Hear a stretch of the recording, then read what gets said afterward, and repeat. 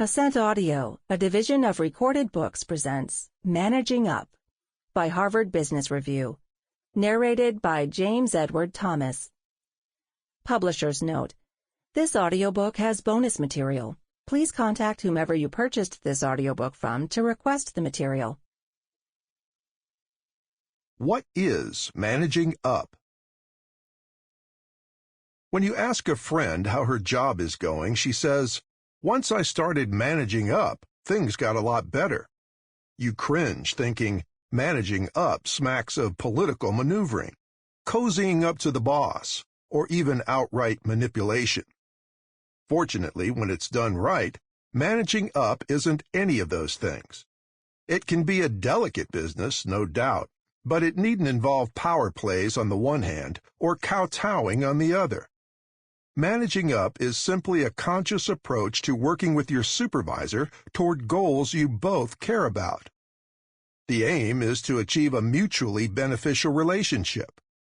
This book gives you tips on how to do that. What managing up involves.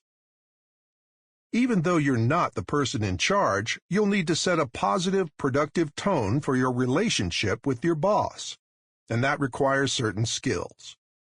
Knowing yourself and your manager well, managing expectations on both sides, listening with a keen ear, communicating in a clear, authentic voice, negotiating with diplomacy, monitoring the relationship as it progresses, making necessary refinements.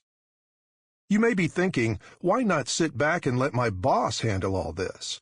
Isn't the manager supposed to be the one who manages? But standing high and mighty on that principle doesn't help anyone. Besides, you'll miss out on the benefits of managing up, which you'll read about next. Why managing up is useful. Managing up helps you obtain the resources and buy-in you need to do your best work for your boss and your company. You, your manager, and your organization are interdependent. Only by recognizing that fact can you cultivate a strong, trusting relationship that allows you to get things done. You and your manager will then feel secure as you work together to solve problems, rather than just talking about them, ignoring them, or sweeping them under the rug. And you will both feel more satisfied at work. Consider this example. Sam, a new director with a formal work style, replaced someone who had a looser, more intuitive approach. Carla, one of his direct reports, knew the importance of managing up. When she asked Sam how he preferred to receive information and updates, he said he liked reviewing reports before discussing them, because it kept meetings structured and brief. So before her meetings with Sam, she sent him background data and discussion agendas. The result? Highly productive meetings and innovative problem-solving that improved the entire team's performance. Sam's transition was smooth, and he and Carla quickly developed a friendly, efficient working relationship. Contrast Carla's experience with that of Larry, another of Sam's direct reports. Larry found Sam's style too controlling. He was not especially interested in managing up or learning what Sam valued, so he didn't ask for direction. He seldom provided background information before meetings, and often felt blindsided by Sam's questions when they sat down to talk.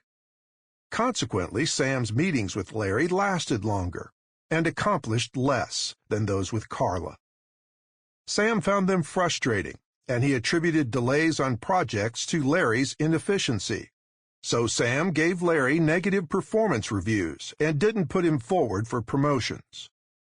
Carla's efforts at managing up clearly benefited everyone involved: Sam, her team, and herself. But failing to manage up means more than simply missing out on benefits. It can be a risky proposition, as Larry's case illustrates. Refusing to learn about and accommodate your manager's preferences can lead to misunderstandings about your skills and your dedication to your work. Tuning in to your manager, however, is only part of what it takes to avoid problems like Larry's and reap rewards like Carla's. You must also know yourself and navigate the differences between the two of you. That's what we'll cover next. Knowing your manager and yourself. Managing up is a constant process. It takes keen observation and a willingness to adjust your behavior on a daily basis. But once you and your boss have built a trusting relationship on a solid foundation, cultivating it becomes easier and less time-intensive. The first step in getting to that happy place is identifying where you and your boss stand, both professionally and personally. Roles. Beyond your obligations to each other, you and your manager have specific roles to play and people to whom you're accountable. In short, you each have a web of complex relationships to maintain and responsibilities to fulfill. Acknowledging those realities can help you see the world from your boss's point of view. It's also essential to understand your manager's priorities and pressures, and to map them against your own. Locate points of overlap and those of potential conflict, perhaps by marking them on an organizational chart. The visual evidence can expose hidden risks and opportunities in collaborating with your manager. For example, look for chances to support your boss in work she's doing for her own manager. Ask how you can help and suggest ideas of your own. Suppose, for instance, she could use an extra set of hands on an exciting project with a tight deadline. Propose taking on certain tasks that complement your skills and interests. You'll get to participate in higher-level work. Your boss will get more done. And throughout the project, you'll be showing, not just telling her, that your goals and hers go hand in hand. Of course, differences in power can make some subordinates, especially those who are themselves managers, react in unhealthy ways. Management experts John Gabbaro and John Cotter highlight two problematic responses to a boss's authority. Counter-dependency, when you unconsciously resent your boss, perhaps even see her as an institutional enemy. Counter-dependent subordinates may start arguments, especially with authoritarian bosses, just for the sake of fighting. Dependency, when you swallow objections or anger and comply even when your boss makes a poor decision. Dependent subordinates stew rather than express honest opinions. If you recognize a bit of yourself in either of these profiles, consider how your natural reaction to authority in general may be damaging your relationship with your boss. Then think about ways to respond more constructively, as in the previous example, where offering to help your boss leads to a more efficient division of labor and the chance to contribute to a desirable project. Strengths and weaknesses. Once you know your manager's strengths, you can find ways of working together that bring out the best in both of you. You can also appreciate how she's using those strengths to support team and company goals and tactfully promote those accomplishments to others in the organization. Bosses appreciate and often reciprocate that kind of advocacy. Though you may have a pretty clear idea of what makes you a good employee, pinpointing your manager's strengths can be tougher to do. You'll certainly want to observe her as she pursues objectives and interacts with others. You can also get valuable insights by talking with coworkers who know your boss better than you do, especially if you've just started reporting to her.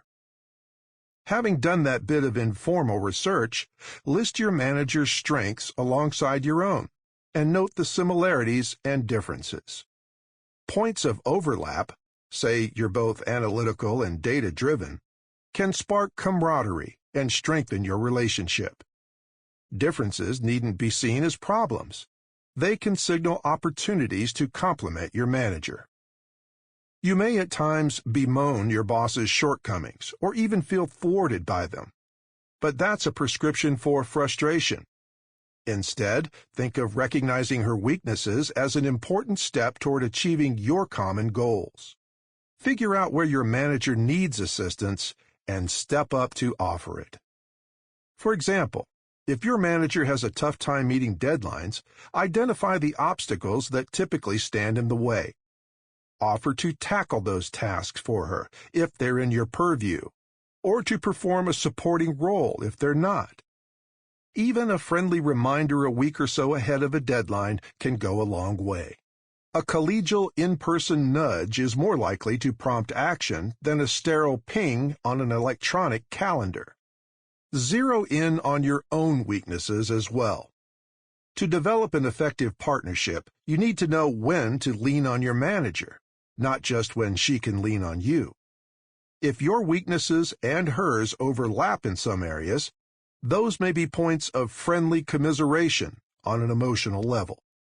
On a practical level, they may reveal where the two of you need outside support. Work styles. As Carla did in our earlier example, ask your manager how she likes and does not like to operate. It's important to know her general preferences. Stop by my office rather than sending me email, and to scope out specifics. Updates on this project should come to me every Thursday by noon. Your boss may not think to articulate her overall style or her day-to-day approach to getting things done, assuming they're obvious. But chances are she also won't mind answering a few thoughtful questions about how she likes to work. Table 1 lists some questions you might try and related actions you can take. The fact that you're asking demonstrates your interest in efficiency, your capacity for foresight, and your attentiveness as a direct report. As presumptuous as it may seem, it's also important to clarify your own work style with your manager in the interest of practicality and transparency. But don't forget the power difference discussed earlier. Show a willingness to modify your own approach to arrive at a mutually suitable style of interaction with your boss. In leading by example, you may find that your manager extends the accommodation in the other direction, adjusting her practices a bit to suit what matters most to you. Motivators. At every employee's core, from entry-level worker to CEO, are the things that drive her to do good work. Identifying what motivates your boss is a key component of managing up. Sometimes it's easy. For example, if your manager is driven by a desire to trim costs, she has probably shared that publicly. You might support that aim by streamlining redundancies in processes or systems that you oversee. But some motivators run deeper. Perhaps your manager is a big-picture person, inspired by vision, and prefers to leave details to team members like you. In that case, don't dive into minutiae when you give her updates. Briefly sum up what you've done and explicitly state how it supports her overall goals. By contrast, if your manager craves specifics, you might choose an illustrative example as a cross-section of your work. You'll engage her with the intricacy of what you're doing rather than boring her with the broad spectrum of your tasks. Similarly, during check-ins with your manager, talk about what motivates you. That equips her to make engaging assignments and connect you with people in her network who will inspire you. Report back to your manager when you find a specific project exciting. Make it easy for her to give you the kind of work that makes you tick. Managing expectations. Setting clear expectations is essential to building a productive relationship with anyone, and your boss is no exception. Though it's a two-way street, give your manager's priorities top consideration. After all, she's in charge. Identify what she wants from you, and do your best to deliver it. Know what your manager expects. Your boss will want you to fulfill your key responsibilities, meet her standards for performance, and achieve objective measures of success. But you can't do any of that until you understand how she defines those responsibilities and standards and which metrics she'll use to gauge your progress. Ask her to describe what she's looking for in your work. If she doesn't articulate her expectations clearly, try writing them up and sharing that informal document with her to make sure you captured them accurately. Then schedule a follow-up conversation or ask for written feedback, whichever your manager prefers. You'll want to revisit those expectations periodically, in case they change. Every job and every manager-subordinate relationship is different, but most managers expect some combination of these behaviors from their direct reports. Offer ideas. Make creative suggestions for innovation or improvement. If you have an idea, err on the side of sharing it rather than squelching it. Manage your own direct reports competently. Coordinate their efforts, foster camaraderie, write useful and specific performance reviews, support their professional development, step in when one of them falls behind, and manage crises with skill and patience. When your boss needs to hear bad news about one of your direct reports, deliver that news yourself. Collaborate with peers. Work collegially with others toward your manager's goals. Overcome differences with coworkers even if you dislike one another, with the aim of getting the job done. Lead initiatives. Raise your hand for cross-functional projects, particularly those that involve implementing new ideas. Make clear how your involvement is consistent with your manager's expectations of you. Stay current. Keep abreast of industry trends, marketplace developments, advances in technology, and other events outside the company that may affect its success. Bring your insights to bear on your work. Drive your own growth. Seek out professional development opportunities. This can mean taking classes or pursuing a degree, but it doesn't have to.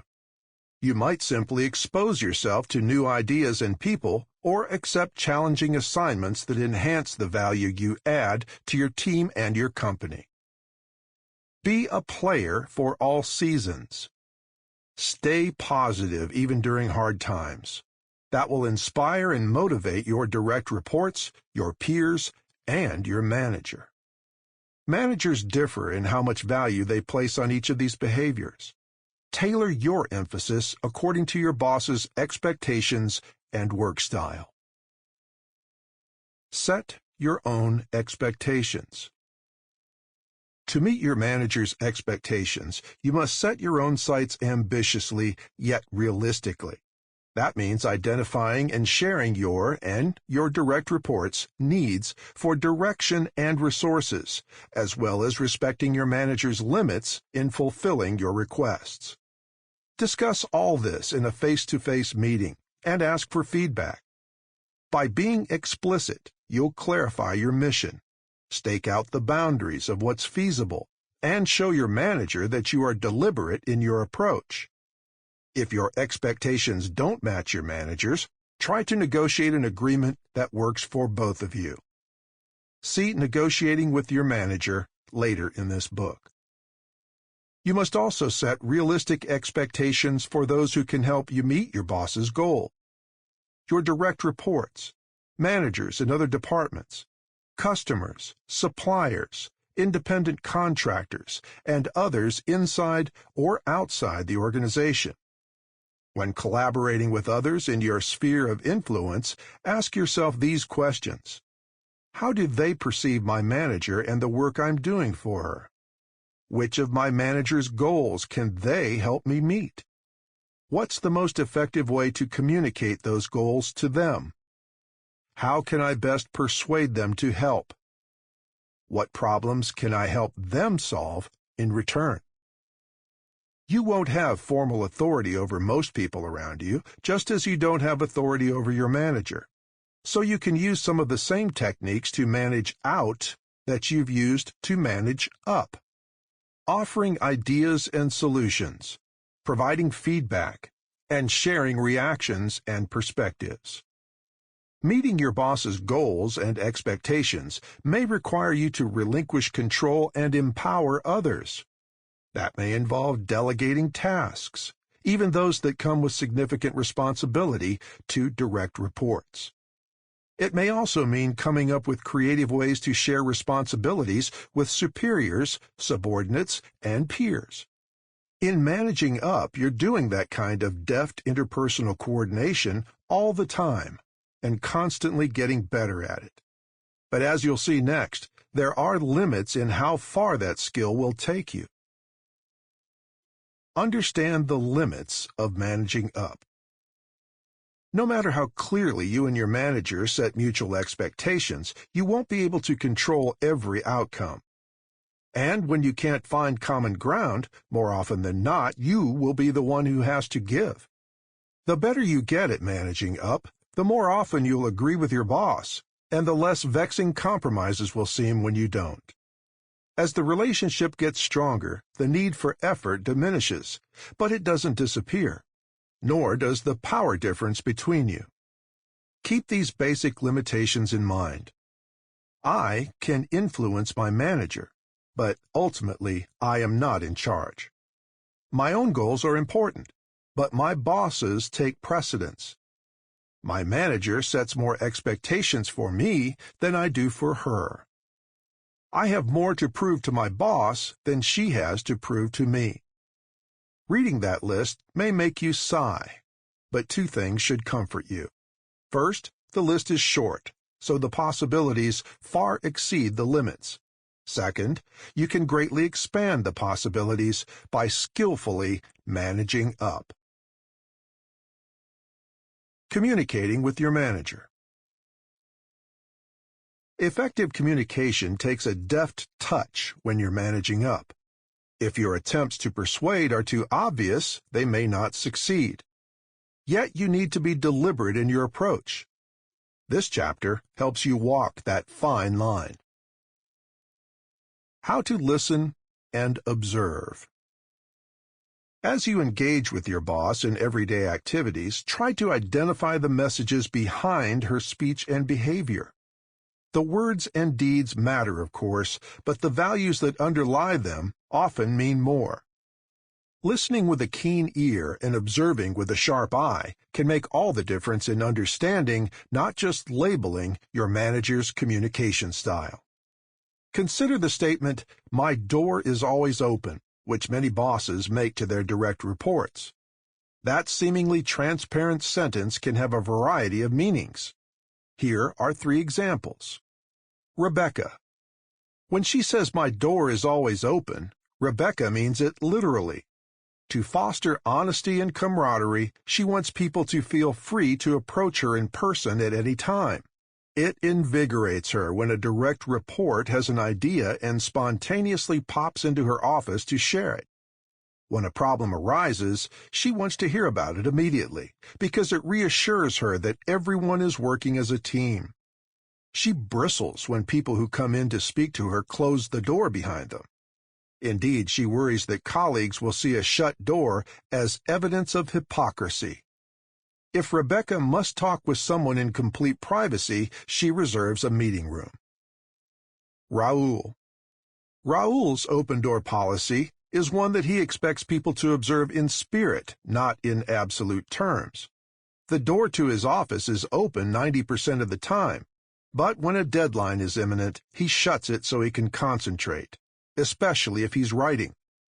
He wants people to see him as easy to approach and always available, but he views email and team meetings as legitimate ways for people to reach him. If someone considered him a hypocrite for shutting his door once in a while, Raoul would think that the person lacked common sense. Janice. Janice works in a cubicle with low walls, as do all of her direct reports, so she doesn't even have a door. To her, an open door is merely a metaphor for how colleagues work together. She doesn't want people to fear making mistakes, even in front of her. But she also places a high premium on giving folks the mental space to do their work quietly and to consider proposals deliberately before acting on them. She wants her direct reports to share novel ideas, but expects them to submit those in writing before asking other people to react. To Janice, an open door does not mean an instant response, a phrase that she often uses when describing slipshod work. As varied as these open-door interpretations are, at least Rebecca, Raoul, and Janice give their employees something to go on. Some managers don't even have an explicit policy about how and how often to communicate with them. Whatever your manager's preferred style of interaction, you'll probably need to do a little investigating to figure it out. Start by asking yourself these questions. Is my manager a listener or a reader? Listeners want to hear information first and read about it later. Readers prefer to see a written report before discussing it with you. Does she prefer detailed facts and figures or just an overview? If she thrives on details, focus primarily on accuracy and completeness. If she prefers an overview, emphasize the clarity and crispness of the main idea. How often does she want to receive information? Your manager may always want to receive updates at specified junctures, or she may have different thresholds for each project, such as daily reporting on critical endeavors and periodic updates on secondary initiatives. Every exchange of information with your manager has implications for productivity. These tips will help you be more efficient. When discussing deadlines, use specific language. Pinpoint a certain date, even a specific hour if appropriate. Avoid vague commitments like sometime next week, ASAP, or as soon as we can get to it. Be honest about what you can and cannot handle. When you commit to an assignment, clearly identify what resources you need to get the job done. Explicitly identify your objectives each time you communicate with your manager. Ask questions to clarify what you don't understand. Inquire about opportunities for follow-up in case you think of other questions later. How to present problems and opportunities. One of your manager's main jobs is responding to news, both bad and good. She must factor brand new problems and opportunities into existing goals, plans, and workflows. You can help by following this process. 1. Describe the impact in clear terms. In discussing a problem, pinpoint how it affects your work and your organization's performance. In presenting an opportunity, outline the potential benefits. Explain exactly how solving this problem or seizing this opportunity will help you and your manager achieve your shared goals. Number 2. Identify your solution or approach. Recommend a specific plan, but also present other options. Outline the pros and cons of each possibility and explain why you favor the one you do. Number 3. Flesh out the implications. Do your best to identify everyone who has a stake in the matter. Give concrete examples of the risks and benefits for each stakeholder. If you have tested your solution or approach on a small scale, present the results and what you have learned from them. Number 4. Fine-tune your plan. Actively engage your manager in developing a final action plan to increase the likelihood of smooth implementation. Doing this will demonstrate your commitment to ensuring success. How to disagree with your manager. When you communicate with your manager, you're looking for common ground. If you don't find it, however, it's important not to panic or retreat. You may think that disagreeing with her will make her perceive you negatively or trigger a defensive reaction. But managers want to make better informed decisions, so they often seek other perspectives. Indeed, most of them report that they don't hear enough alternative points of view. To disagree constructively with your manager, show respect and understanding for her point of view, and demonstrate that you care about achieving the best result for the organization. Here are some ways to do that. Link your idea directly to your manager's and your organization's goals. This will show that you are motivated by a desire to collaborate and achieve shared aims, not to be contrary. Provide suggestions that your manager can act on, not just objection. Sample complete. Ready to continue?